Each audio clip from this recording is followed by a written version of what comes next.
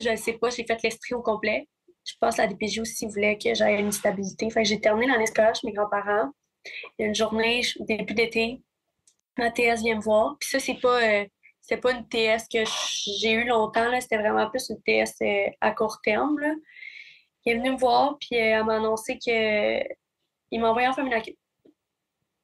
Mes grands-parents étaient pas capables de me le dire. Fait qu'ils ont demandé à la TS d'être présente pour venir me l'annoncer. La TS m'a proposé avec maman d'aller visiter la famille d'accueil, voir si j'aimais ça. Fait que, avec maman, on est allé visiter. Mais c'était la première fois que je voyais maman depuis comme 6 mois parce que les visites d'avant qu'on avait, qui étaient censées être supervisées, maman ne se pointait pas parce qu'elle était droguée. Elle avait bu. Elle était pas capable de conduire son char. Fait que ça faisait 6 mois que j'avais des visites supervisées avec maman. Puis elle était pas capable de se présenter à aucune.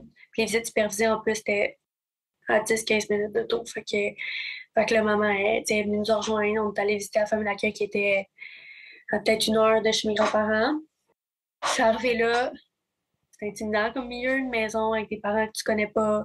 Il y avait une piscine, tu sais, je me rappelle qu'il y avait une piscine, il y avait un carré de sable en arrière. C'était dans ma chambre, elle allait être dans une garderie. Fait que la garderie, il faut comprendre aussi que la femme d'accueil était enceinte, là, fait qu'il n'y avait plus de garderie, mais tu sais, moi je tripais, là, il y avait comme un grand espace en bas, il y avait du stock de scrapbooking. Fait que je me suis comme sentie un peu de l'appartenance là-dedans, fait que je pense que ça m'a déstressé un petit peu.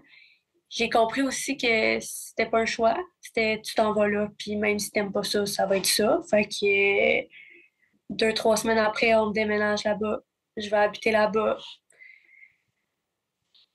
Ça a été difficile aussi, là, tu sais, j'étais en réaction, opposition, puis toutes ces choses-là, mais tu sais, j'ai quand même vraiment été bien accueillie, là, la femme d'accueil, encore aujourd'hui, j'ai un super bon lien avec eux, c'est surprenant, ça arrive pas souvent, ou on en entend rarement parler, mais tu sais, je vais souper à Noël chez eux, je vais les voir quand je descends à Sherbrooke, fait que c'est vraiment cool, c'est vraiment cool. Aujourd'hui, je suis contente de ça, je te dirais que si on avait parlé à la moitié plus tard, à ce moment-là, je me serais peut-être envoyé chier, mais tu sais, quand je suis arrivée là, ils ont décidé de peinturer ma chambre à mon goût, la couleur que je voulais. Ils ont meublé ma chambre de la manière que je voulais avec les rideaux et toutes ces choses-là. Tu sais, la mère, elle était pas femme d'accueil d'aucun autre jeune. J'étais sa première.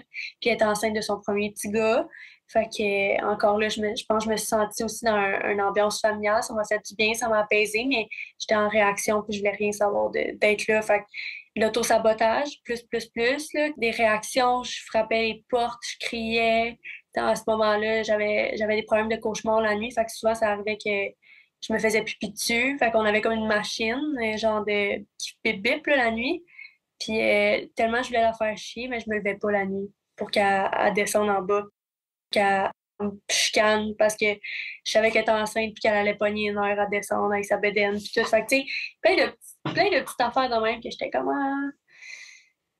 c'était pas facile. Puis là, à un moment donné, juste arrivé une situation où est-ce que j'ai déboulé les marches parce que j'étais un enfant puis je courais dans les marches, j'avais 10 ans. Puis j'ai été dire à des PG dans le fond que c'était elle qui m'avait poussé dans les marches. Parce que je me suis dit, hey, je suis fière, moi. Je vais dire ça, ils vont me sortir d'ici, ils vont me renvoyer chez maman. Ouais, it's a prank. C'est pas de même que ça a marché finalement.